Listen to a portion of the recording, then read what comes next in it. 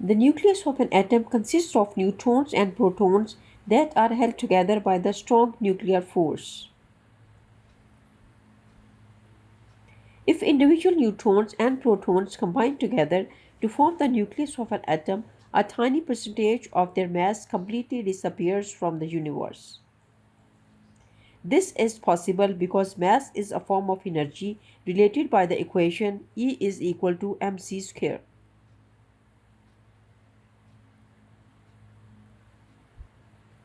A very large amount of energy is released when even a very small amount of mass disappears. This amount of mass that disappears per proton and neutron is different for the formation of different types of nuclei.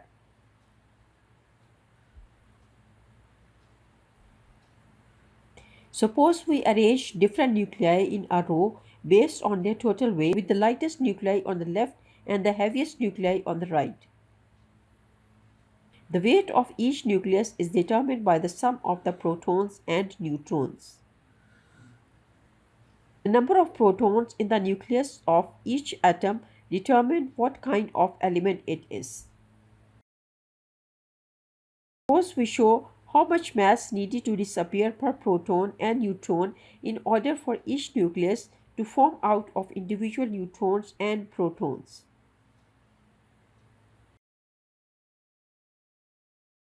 As we move along the graph from left to right, the general trend is initially for the amount of mass that disappears per proton and neutron to increase as we move to the heavier nuclei. But after a certain point on the graph, this trend reverses.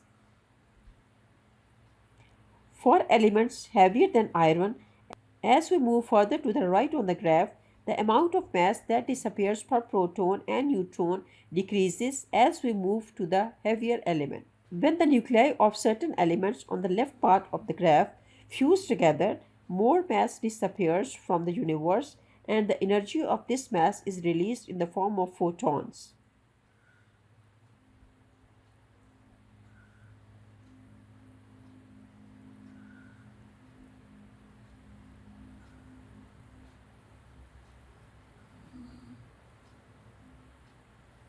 But for the elements on the right side of the graph, the opposite is true.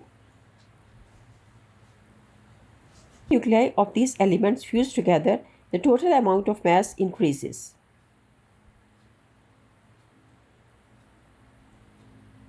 This means that the fusion of the nuclei of these heavier elements ends up consuming energy rather than generating energy.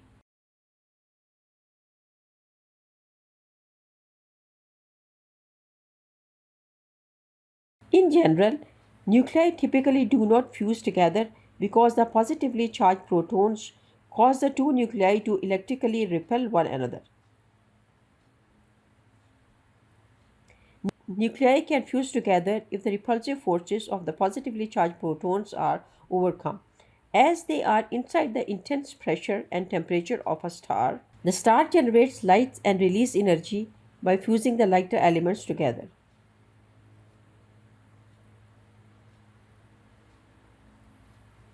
However, since the fusion of the heavier elements only consumes energy, the fusion of these heavier elements occurs only at the moment of a star's death in the form of a supernova explosion.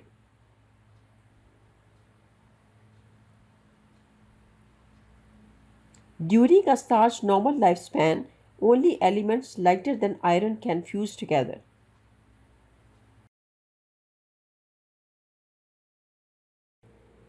The lightest of all the elements is hydrogen, and its fusion also occurs in thermonuclear weapons, which we refer to as hydrogen bombs, which are far more powerful than the bombs that were dropped on Hiroshima and Nagasaki.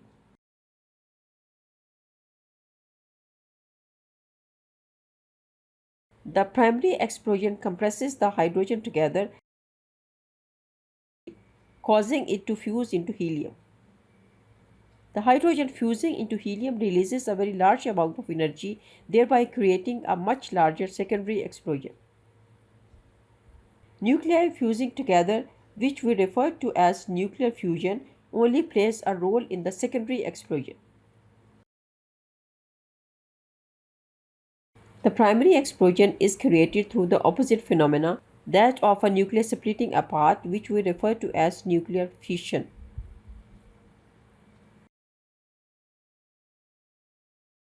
The original atomic bombs that were dropped on Hiroshima and Nagasaki were based entirely on nuclear fission.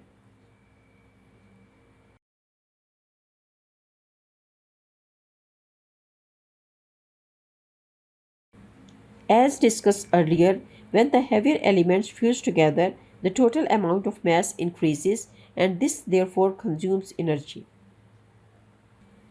But this also means that if the heavier elements split apart, the total amount of mass decreases, thereby releasing energy.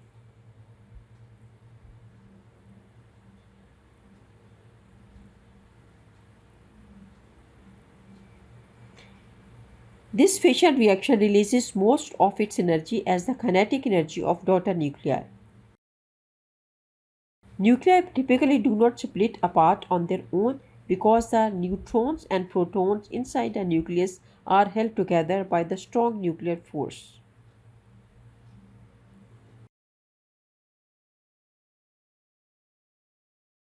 Certain types of uranium and plutonium contains just the right combination of protons and neutrons where absorbing one additional neutron makes the nucleus unstable, thereby causing it to split apart. This can generate additional neutrons which are then absorbed by other uranium or plutonium nuclei, thereby causing a chain reaction and releasing large amount of energy. Nuclear weapons use an uncontrolled version of this type of chain reaction to generate an explosion. Nuclear power plants use a controlled version of this chain reaction to generate electricity. Nuclear power plants help control this chain reaction by inserting control rods, which contains nuclei that absorb neutrons without becoming unstable and splitting apart. Even if a nucleus does not become unstable when it absorbs a neutron, the nucleus is nevertheless placed in what we call an excited energy state. A nucleus being in an excited energy state is similar to the electron of an atom being in an excited energy state.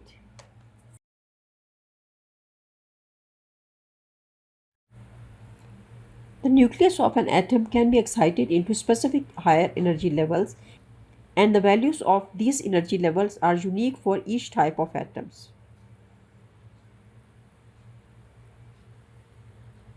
Just as the electrons emit photons when they drop to lower energy levels, the nucleus also emits a photon when it goes down into a lower energy level. In both cases, the difference between the original energy level and the new energy level is exactly equal to the energy of the photons that is generated. Though in the case of the nucleus, the energy levels are much further apart and the photons generated by the nucleus therefore have far more energy. If a photon is generated by the nucleus of an atom, then we refer to this photon as a gamma ray. A nucleus does not necessarily need to absorb a neutron in order to be placed in an excited energy state. A nucleus is often placed in an excited energy state when a neutron just bounces off the nucleus.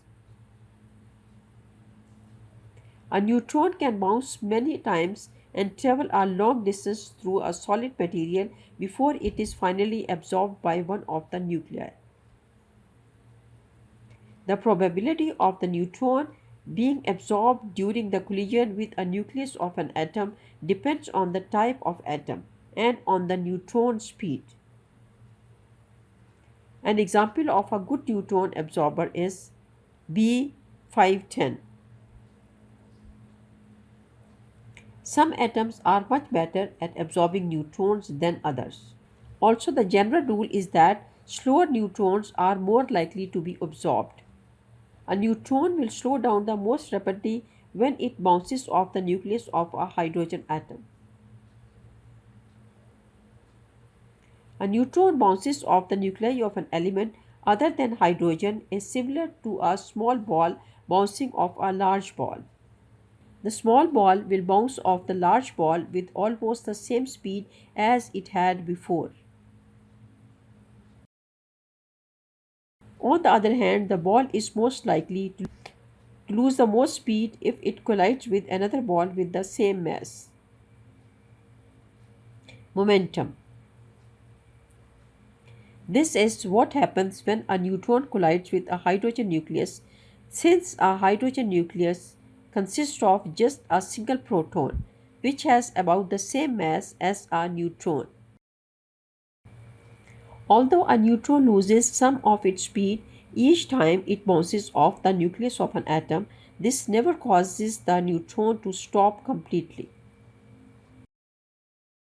This is due to the fact that all atoms have thermal vibrations.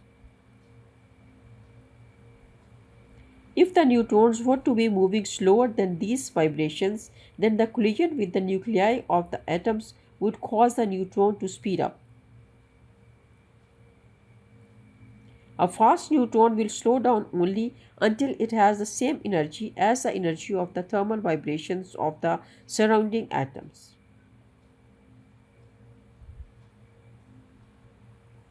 The neutron will then continue moving through the material with the same energy as these vibrations until it is eventually absorbed by one of the nuclei. Not all combinations of neutrons and protons form a stable nucleus. A nucleus can be unstable if it contains too many or too few neutrons for the number of protons. Some types of nuclei are much more unstable than others. The more unstable a nucleus is, the more likely it is at any given moment to decay.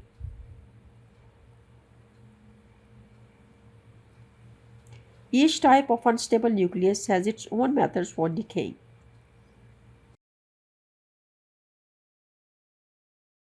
One method for an unstable nucleus to decay is for a cluster of protons and neutrons to break away from the main nucleus. The most common type of cluster to break away from a main nucleus is a cluster consisting of two protons and two neutrons, which is the equivalent of a helium nucleus.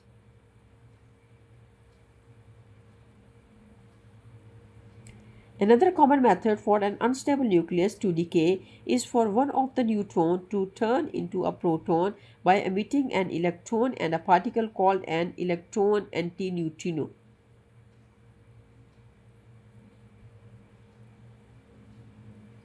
Another possibility is for a neutron to turn into a proton by emitting a positron and a particle called an electron neutrino.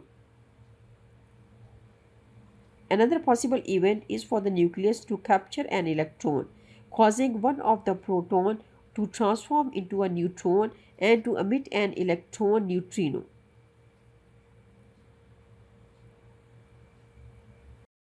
When the nucleus of an atom decays through one of these mechanisms, it is transformed into a new type of nucleus having a different combinations of protons and neutrons.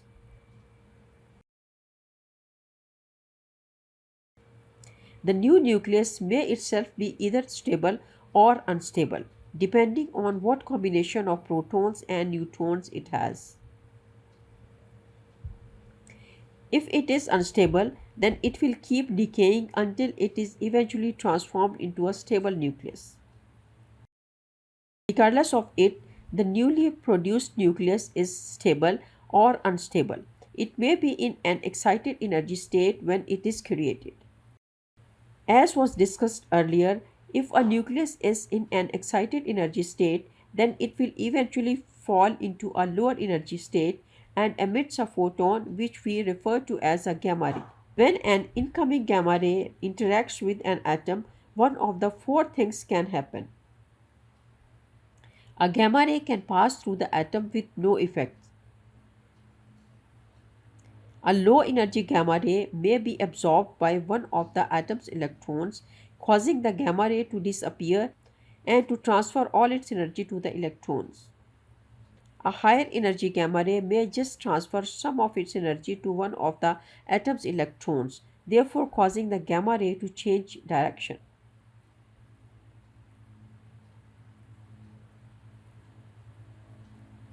When an extremely high energy gamma ray passes near the nucleus of an atom, the gamma ray can be transformed into an electron positron pair. In this case, the gamma ray disappears and two new particles are produced.